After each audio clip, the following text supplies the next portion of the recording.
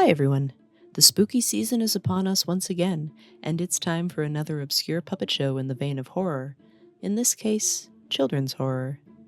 If you are from Ireland or the UK, you might have heard of the iconic extraterrestrial puppet duo Zig and Zag, who first appeared on the Irish television station RTE's program The Den in 1987 before moving on to the Channel 4 show The Big Breakfast.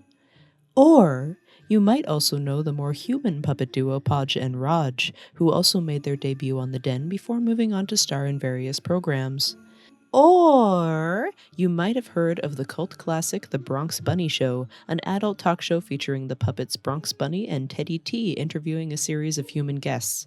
All of these puppet duos are portrayed by the same two guys, Mick and Ciaran Morrison. These two, elusive as humans but extremely prominent as puppet creators, have dominated the Irish puppet industry since the 1980s. They are also the very successful founders of Double Z Creative, a production company that specializes in writing and producing animated and puppet-based shows, including Danger Mouse, Dundreokta, Alva's World, and Oddbods. Well, one of Mick and Ciaran's famous puppet duos, Podge and Rodge, had a horror anthology show on RTE called A Scare at Bedtime, which began airing in 1997 and went on for 8 seasons and a whopping 153 episodes. The show was not for children. For some reason, people think puppets are just for kids, but they're not. It was a very dark and unsettling show featuring the two lead puppets telling the audience a tale that is enacted by real-life humans. The show was created to fill in a 10-minute gap that occurred before the news aired at 10:50 p.m. Now, you're saying, Jet, this is not an obscure puppet show. I used to watch this show. None of what you even mentioned so far is obscure. Well, listen on, dear viewer, because I have a tale for you. In 2002, Mick and Ciaran created a show that was essentially a scare at bedtime for kids. This is a show that began airing in December 2002 on the then British children's block CITV and ran for 9 whole episodes before vanishing into the puppet graveyard forever. Let's dive into the creepy children's anthology series, Rat's Tales.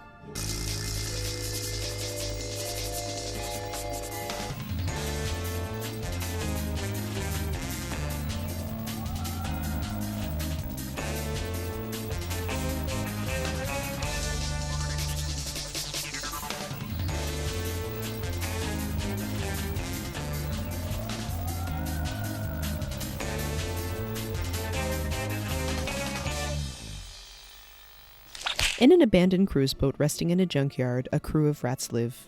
The crew and cast of the show was led by Captain Rash and his first mate Tortilla, who have a very interesting relationship that absolutely cracks me up. Okay, this one for the match. Oh, for goodness sake, stop shaking! Oh, sorry. Would it be too much to ask for you not to hit me this time? Yes, it would.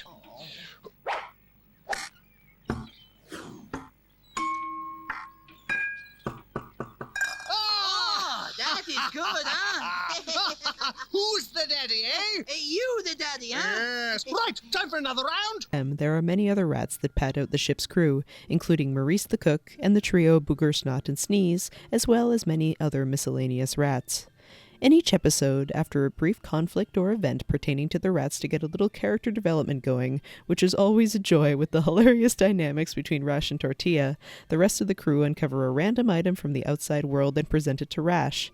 He then begins a tale of terror, spending about 5 to 10 minutes telling a horrific tale of the human world with various rat interruptions in the story to try to keep it lighthearted. And thankfully the rats are extremely hilarious as the stories are quite spooky. While I'm not going to explain each of the 9 episodes in detail, I'll give you a sampling of a couple, as I always want my videos to start as a jumping off point to dive into puppets you haven't seen or heard of before. One story is the story of Duncan, a very overprotected boy breaking his hand, going to an unusual hospital, and trying to find a friend to play with. However, walking into the restricted area of the hospital, he is confronted with a very unusual child, another version of himself who was created to provide spare parts, and it takes an even darker turn from there, with Duncan's clone taking Duncan's place, and there is no happy ending. Another story involves a young girl named Tracy, whose stepmother takes over the family store upon her father's death, and proceeds to make her life awful. The girl makes friends with the mannequins in the shop, creating personalities and scenarios for them. Her evil cousin notices she talks to the mannequins and dresses himself into the plastic mannequin. The evil uncle sees Tracy talking to the mannequin one day and angrily throws it into the garbage truck passing by. There are some more lighter stories, but that's not really saying much. This is indeed horror for kids. There was something about this time in children's television, at least in my personal experience, that shows wanted to scare the absolute bejesus out of children. If you were around during the late 90s, do you remember when Cartoon Network did a freaking Blair Witch Project Scooby-Doo? And let's not even talk about Courage the Cowardly Dog. And speaking of horror anthology series for kids in Canada, we even had our own. It was called Freaky Stories, and I was super afraid of it when I was a kid. Everything was so scary, no matter where you went. There was safety in preschool channels like Treehouse TV in Canada, but at the time, I was afraid of Bear in the Big Blue House, so really nowhere was safe for me on TV. Anyways, before I go further into that, Rat Tales ends with a conclusion to what the rats were doing at the beginning of the episode, including eating dinner, singing karaoke, watching television, or finishing a puzzle. This certainly distracts from the dark tale that was told, and lets the episode end on a lighter note. When it comes to the personnel of the show, our dynamic duo Mick and Ciaran portray the two lead rats, Mick as Tortilla and Ciaran as Captain Rash. They also wrote all of the episodes.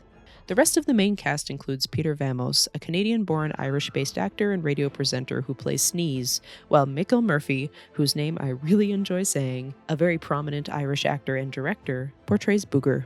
Rounding out the recurring cast is Ethel Burke, who portrays Pepper, the lady rat of the house. Ethel Burke was also part of the mysterious Irish puppet show The Rimini Riddle. The rest of the puppeteers featured in the show include Philip Sattel, Barbara Dempsey, Charlie Hughes, Lauren Roll, Steve Bateson, James Nolan, Stephen Flynn, Gemma Kennedy, John Prendergast, Brian Byrne, Ray Mead, Derek O'Rourke, and Sia Moher. There are many puppet shows and films featuring rats. Off the top of my head, there's Roland the Rat, Rizzo the Rat, Scuzzy from The Adventures of Grady Greenspace, Rattus P. Rattus from The Ferals, Frank the Rat from Between the Lions, Splinter from the Teenage Mutant Ninja Turtle films, and Cheese Louise from Bunker Time, which you should Google. So I guess you can say rats are often a successful type of puppet to utilize. You can't really go wrong with them. Except for Rat Tails. Something just didn't stick. Considering the massive talent behind this show, why do you think Rat Tales hasn't continued to be talked about in the vein of children's horror as time plods on? Well, in my opinion, it had a lot going against it.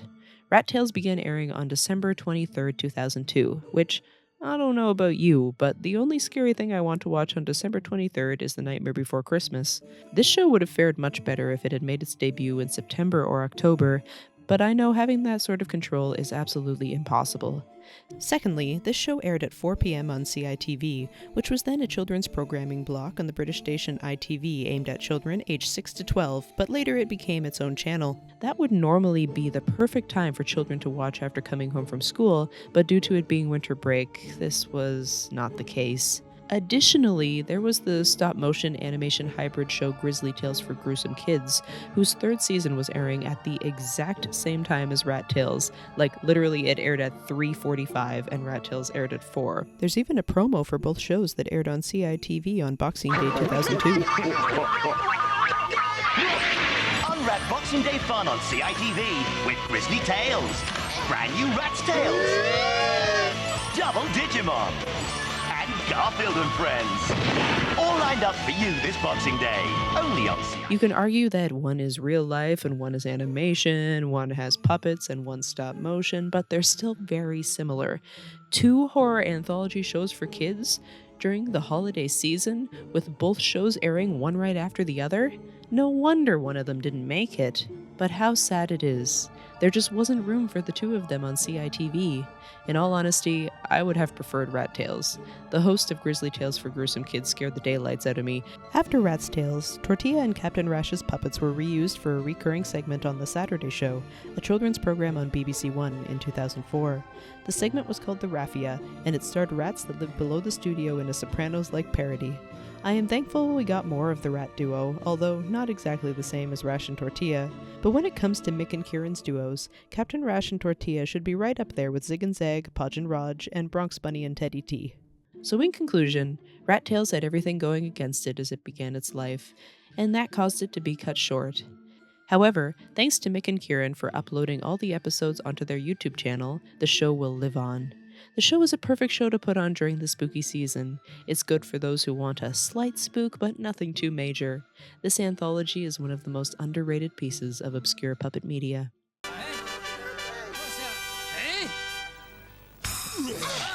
Whose birthday is it today? Hip, hip, hip, hip, hooray. And I know that there's not a lot that tastes better than snot, except for you, Rash. Hey, thanks for tuning in. If you have any suggestions for future videos, please leave them below and I'll add them to my very, very long list of obscure puppet media to talk about. You can send me an email at jetmcplane@gmail.com, send me a message on my Instagram, which is also jetmcplane, or you can try to telepathically communicate with me, which might not be successful, but maybe it will be, I don't know.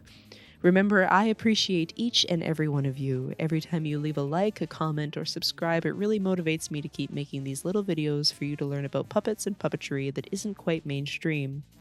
And in conclusion, the adults are talking, Mark. Thanks for watching, and I'll talk to you later.